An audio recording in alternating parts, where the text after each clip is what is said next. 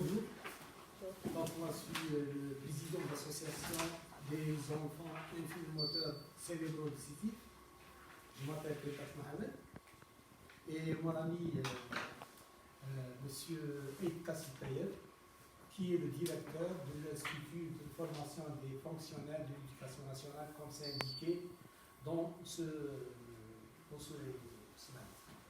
Donc, nous, notre communication, surtout, elle est basée sur des approches globales pour l'inclusion des personnes handicapées. L'expérience de ce type, elle est un peu spécifique. Donc, parce qu'au début des années 90, personne ne connaissait c'est quoi cette infirmité cérébrale. Il les traite des malades mentaux, chacun les traite comme si on les laisse à la maison. Il n'y a aucune prise en charge vraiment des kinésithérapeutes. Les kinésithérapeutes préfèrent approcher un sportif pour empocher de l'argent, mais ils évitent les personnes ayant atteint d'une paralysie cérébrale. Donc notre association est créée depuis 1990, justement. Elle est créée comme ça, par nécessité des parents, parce qu'ils ne savent pas où se donner la tête. Et puis, on a nous, les parents, on essaie un peu de se recruter dans ce stade, il faut qu'on fait quelque chose. La première chose qu'on a faite, la plus élémentaire, on a essayé de ramener avec nous les institutions. Comment toucher le plus grand nombre d'institutions qui peuvent nous accompagner à résoudre ce problème d'approche et de vision pour les personnes handicapées. Donc, on a touché, on s'est dit que si nos partenaires savent c'est quoi l'IMC, c'est quoi le but et les objectifs de l'association, automatiquement, ils vont vraiment, chacun dans son coin, essayer d'apporter quelque chose pour nous accompagner. Donc, pas mal de professionnels. On a essayé au début de travailler avec l'intersectoriel, c'est la santé, c'est l'éducation nationale, c'est le social. Et on a aussi impliqué l'association des parents d'élèves.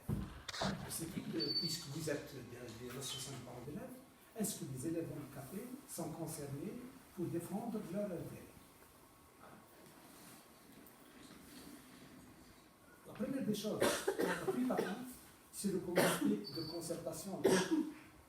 Ce comité de concertation locale, c'est déjà pour les services qui vont se comprendre. Quels sont les services au niveau de la direction de l'éducation qui s'occupent de l'éducation des enfants? Si par exemple la santé, où on va, la porte où on va taper. Et du coup, nous, c'est-à-dire c'est un avantage pour nous. Et l'important dans notre démarche, c'est que les services entre elles vont se comprendre qu'est-ce qui fait là. Donc c'est une facilitation en quelque sorte. Et ces dispositifs-là qu'on a menés, on a travaillé ensemble, c'est justement pour arriver à approcher d'eux, par exemple. Je donne un exemple, parce que tout le monde, ils ont parié, ils nous ont dit à l'époque, si tu fais asseoir une personne de la santé avec l'éducation, ça c'est chapeau, parce qu'ils ne sont pas.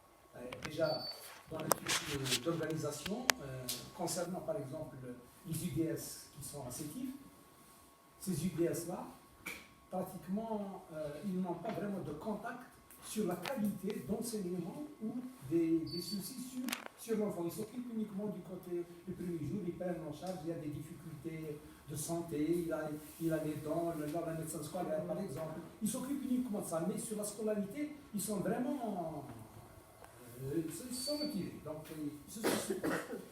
Donc, la chose du comité de concertation locale nous a poussé à vraiment aller de l'avant. On a fait un diagnostic pour comprendre quelles sont les barrières, quels sont les facilitateurs aussi, qui peuvent de mettre l'enfant à l'aise et lui permettre d'être à l'école. Donc, cette expérience, ça a été inspiré en 2009. C'est pour justement, avec Handicap International, quand on a fait un petit projet de 9 mois, on s'est dit, tiens, on parle de handicap, mais quels sont les véritables problèmes de ce. Comment ça dire, on va vraiment approcher. Donc on a fait le diagnostic qui nous a pris 8 mois et demi, 9 mois. Et ce diagnostic-là, c'est en quelque sorte, c'est la clé de voûte. Pour que les gens de l'éducation, l'environnement, l'administration comprennent que c'est un problème de société et tout le monde est conscient. Ce n'est pas uniquement l'association, ce n'est pas aussi l'éducation nationale, c'est tout le monde qui sont impliqués pour résoudre ce problème. Donc, les axes principaux qu'on a vraiment touchés par le résultat du diagnostic local, on a trouvé que 82% des personnes interviewées, qui sont les enseignants, directeurs, inspecteurs,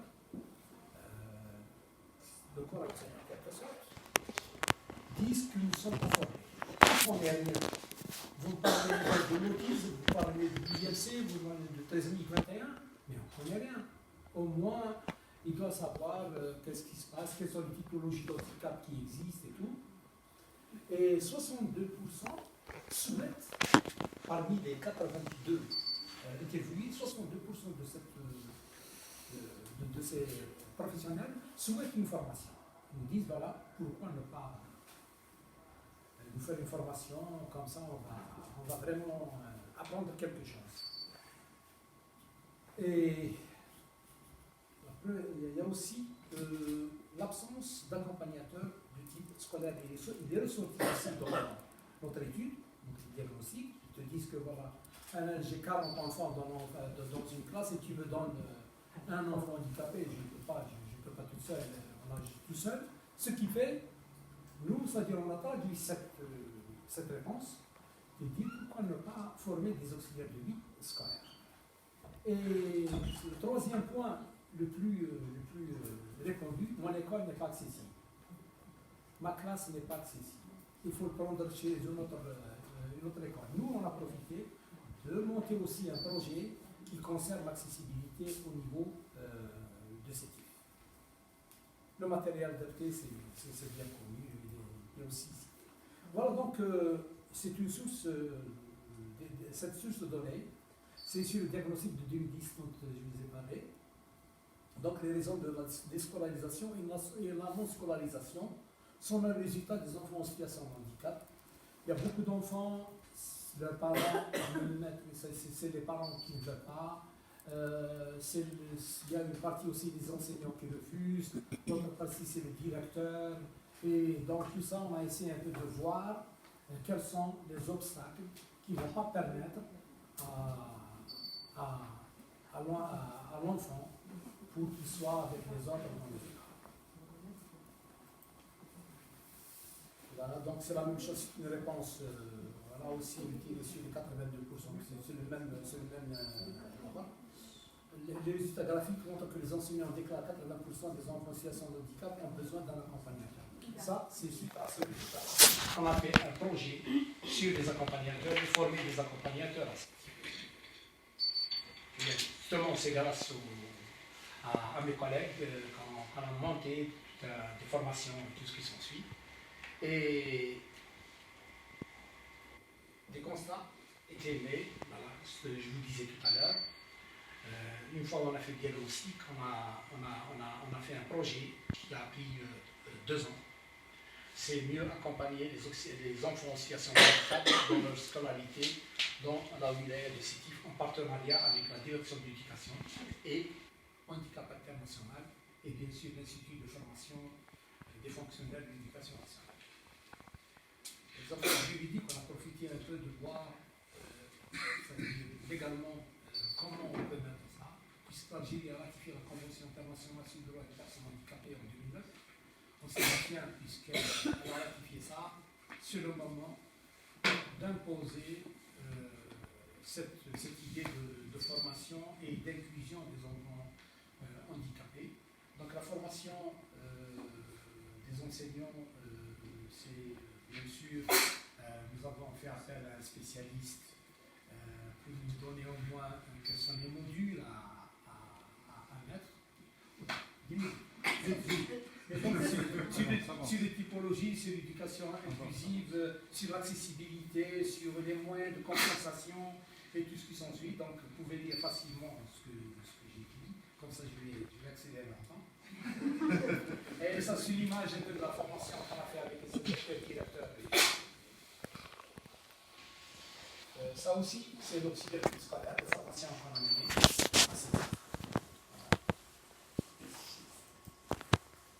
L'impact, qu'est-ce qui a été changé dans ce projet-là, qu'est-ce qui a été changé au niveau national et international. Donc, une fois qu'on a élaboré en 2015 le ministère de l'Éducation nationale a fait ressortir un circulaire pour qu'il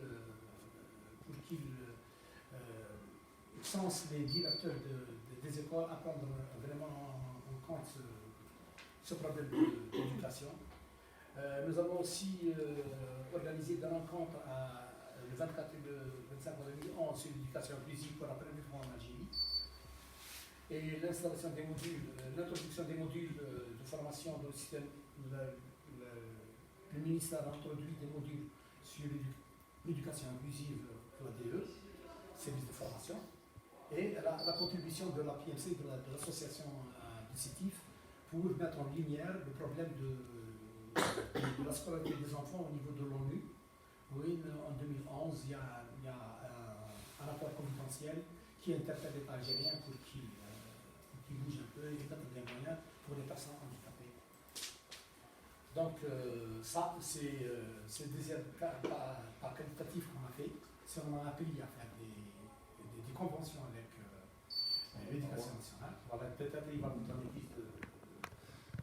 Merci. Avant de parler de ça, j'aimerais d'abord préciser que tout le travail qui a été fait depuis des années, moi je n'y étais pas. J'ai écouté essentiellement M.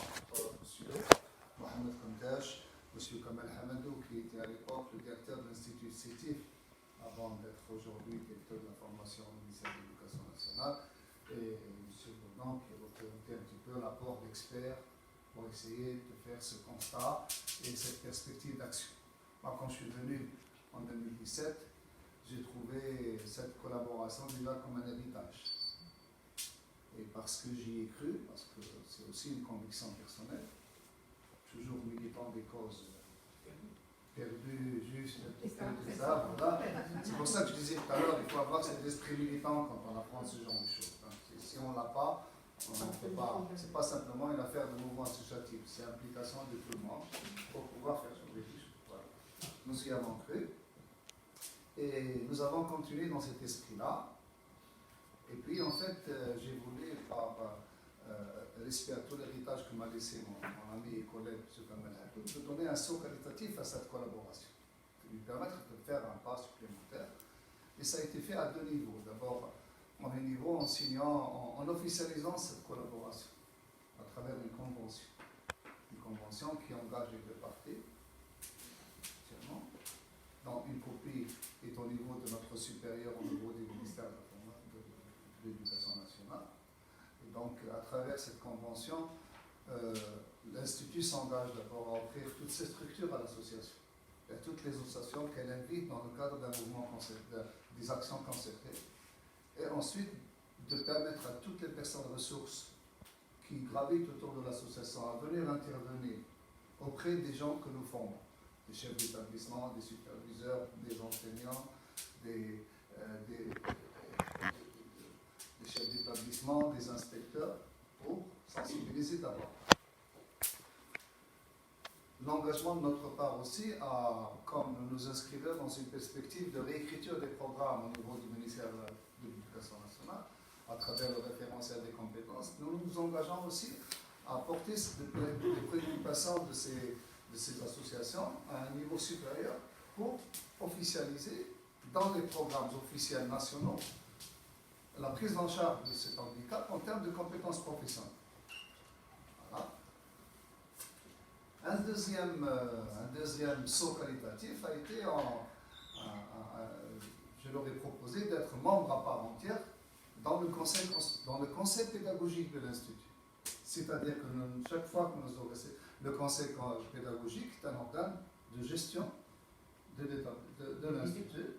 Aujourd'hui, l'association est membre à part entière de cette association, de ce conseil, et nous discutons de concert de toutes les. Quand nous discutons, vous oubliez les handicapés, vous oubliez ceci, donc nous nous obligeons à les prendre en charge.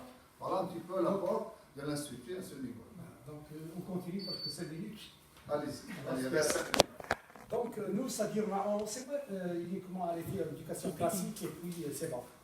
On a aussi ouvert d'autres ateliers sur l'éducation culturelle et l'éducation sportive où des enfants handicapés sont vraiment impliqués, où les espaces comme le théâtre au niveau de la maison de la culture de Sétif, et aussi on a investi ce champ-là. Donc nous, on travaille un peu pratiquement avec toutes les trucs, avec des conventions. Donc vous allez voir un peu, on a dicté un peu tout ça. Et toute l'expérience nous permet de conclure que réaliser un système inclusif n'est possible que, déjà, ça c'est très important, l'existence de la volonté de politique publique. Si il n'y a pas une politique publique, ça ne sert à rien de dire qu'on va changer quelque chose. La mise en œuvre concrète des tests juridiques nationaux, donc l'Algérie est championne des signatures des conventions, mais l'application reste à la même. L'élaboration par le ministre de l'Éducation nationale d'un plan stratégique national pour vraiment l'inclusion des enfants handicapés. La reconnaissance des métiers d'auxiliaire de vie, parce que nous on a formé avec nos études de CETIF local des auxiliaires de vie, malgré qu'on a fait un dossier de plaidoyer au niveau du ministère, il n'y a eu aucune réponse jusqu'à présent. Disponibilité des outils, mettre des outils pédagogiques spécifiques adéquats aux personnes en situation de handicap ou aux élèves en situation de handicap. Enfin, nos actions futures, une meilleure formation personnelle de l'éducation, on attend ça, donc plus outillés, l'introduction des contenus relatifs à l'éducation inclusive lors de la réécriture des programmes de formation initiés, il a dit M. Edkassi, création d'une chaîne YouTube actuellement, on a une chaîne YouTube à PLC, pour faire connaître un peu toutes les activités qu'on a faites, sensibiliser davantage tous les partenaires. Quand on parle de partenaire, il y a le partenaire institutionnel, il y a aussi le partenaire économique que nous avons aussi introduit dans notre cursus, et on appelle ça la responsabilité sociétale des entreprises, la RSE, qui permet à une entreprise économique de défendre, favoriser la création d'espaces divers de dialogue, de concertation autour de l'inclusion des milieux scolaires et urbains, café de discussion, de parole, de discussion sur les familles, parce que c'est très important la famille, dans tout ça. On a nous aussi, et merci de votre attention.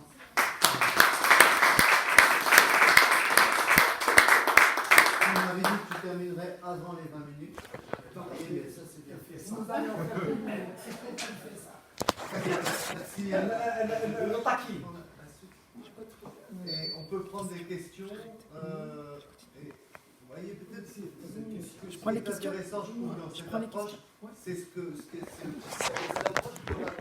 C'est-à-dire, c'est le fait de ne pas seulement centrer sur l'école, ou seulement sur la mais c'est sur l'ensemble, dans une articulation entre société civile et institutions. Finalement, c'est assez original comme approche.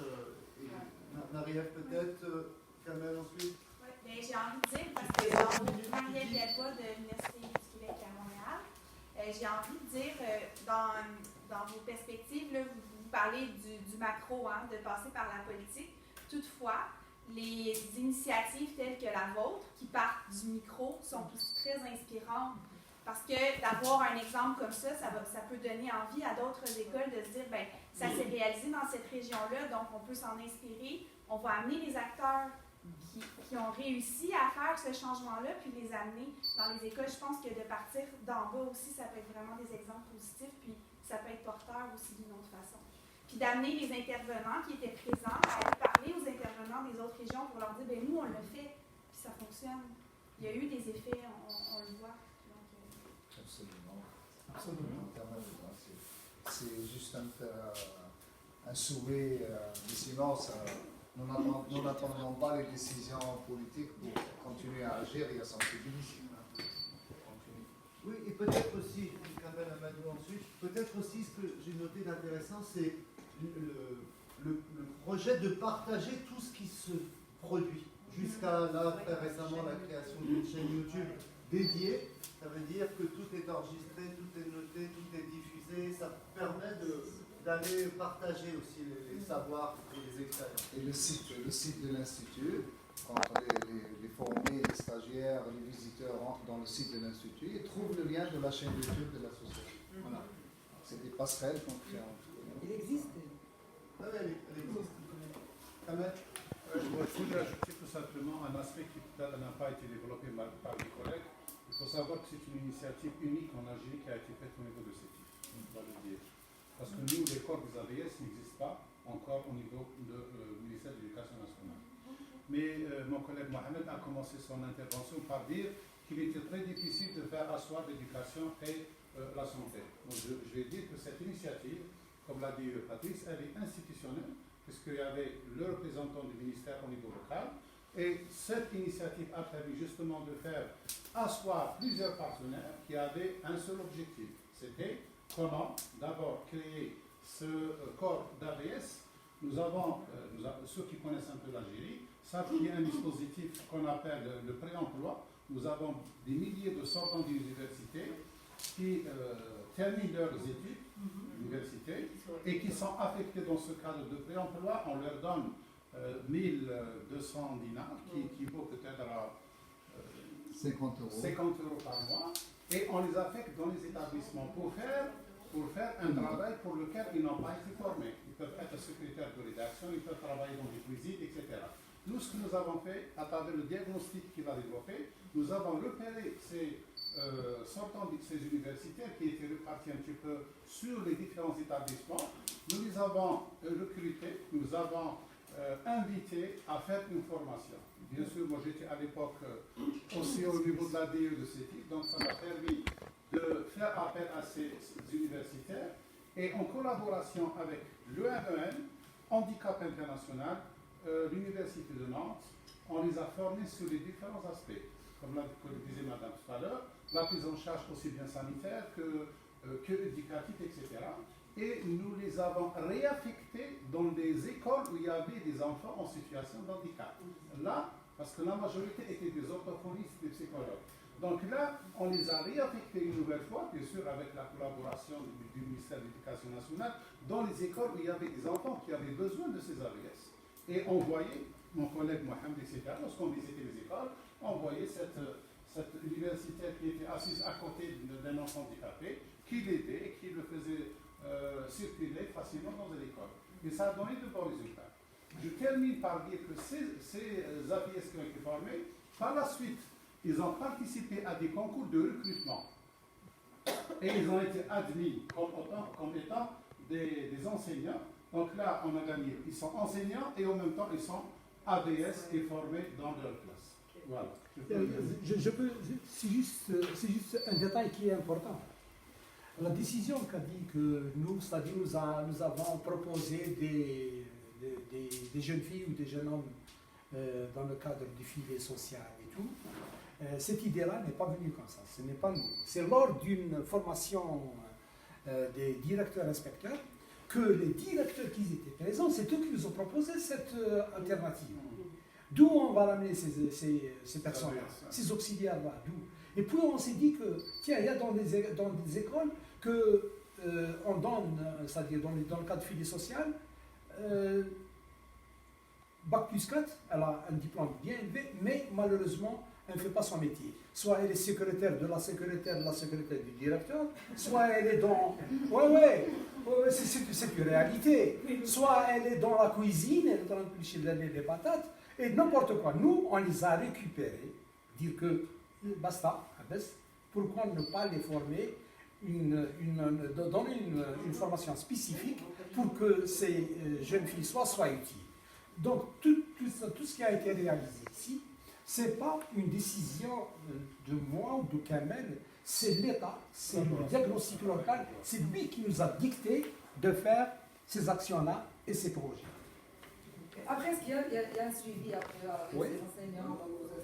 Ça a donné ses fruits. Même les élèves sont suivis. Bien sûr. Oui, alors je voudrais d'abord vous remercier pour votre courage, parce que je suis là, vous me confortez dans mon raisonnement que c'est le mouvement associatif qui est le nerf donc, de cette école inclusive, et c'est vous qui allez pousser les barrières et faire en sorte pour que les politiques puissent bouger. Alors oui, c'est très bien que vous ayez associé donc l'éducation, mais je ne comprends pas pourquoi vous n'avez pas associé les gens de la société, donc la solidarité. Alors que, sinon, ah d'accord. Ah d'accord. J'ai dit tout le monde. Voilà, tout le monde, oui, je suis d'accord. Sont concernés. La santé, Maintenant, la solidarité, ils veulent maintenir les classes, les écoles spécialisées. Et c'est des classes spécialisées là qui sont, c'est comme hier, j'ai dit à certains de vous qui ne veulent pas danser là. J'ai dit tiens, ils ont fait le super groupe. Donc ils veulent que ces enfants handicapés restent dans leur centre. Ils ne veulent pas une alternative dans une école inclusive, ils veulent les garder. Juste une question, je ne crois pas que là aussi, l'État aussi investit beaucoup dans ces centres. Hein. Et maintenant, ces centres coûtent les yeux de la tête, et maintenant, si vous allez dans ces centres, il y a beaucoup de monde, les handicaps sont différents, on met tout le monde dans le même sac, et puis c'est des handicaps, alors que si on devait les partager, ces handicapés, dans des classes, et faire en sorte, par exemple, que vous vous intéressez à un handicap, un mouvement associatif qui va se focaliser dans une région, dans une école, par exemple, que prendre que les autistes et faire en sorte qu'on fasse venir les gens, les spécialistes, pourquoi pas faire des classes intégrées où l'enfant pourrait probablement faire une cellule où il y aurait par exemple des gens, des spécialistes de ces handicaps-là, au niveau des écoles, parce que je suis désolée, mais l'école reste toujours fermée sur elle-même. Hein. Pour faire rentrer, vous l'avez dit vous-même, des aides donc pour ces enfants-là, il faut vraiment une dérogation pour faire rentrer. Et donc, vous l'avez dit, pour faire asseoir une aide dans une classe, c'est vraiment un tabou. Alors maintenant, il faudrait essayer peut-être de penser qu'il y ait ces gens de l'action, donc de la solidarité, des spécialistes de ces handicaps, parce qu'on demande aussi à l'enseignant d'être spécialiste, c'est pas vrai. Il sera spécialiste de quoi? L'handicap, c'est pas un seul handicap. Oui, moi, ça dit, moi, je vais vous arrêter ici. Du moment que, tu m'excuses, mais c'est une réalité, je pense. Nous, les auxiliaires de vie scolaire, tellement qu'on a fait un truc de pointe, le ministère a désigné nos auxiliaires de vie pour la surveillance des bacs. Sur les épreuves de bac. Ils nous ont donné l'autorisation pour qu'elles assistent aux épreuves de bac. Et vous avez dit que la solidarité, je suis d'accord, mais franchement, la politique de la solidarité s'accentue trop sur le coup fin de Ramadan. Sur la réalité. Oui, je suis d'accord. Non.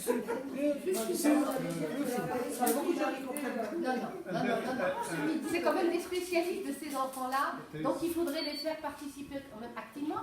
Décharger.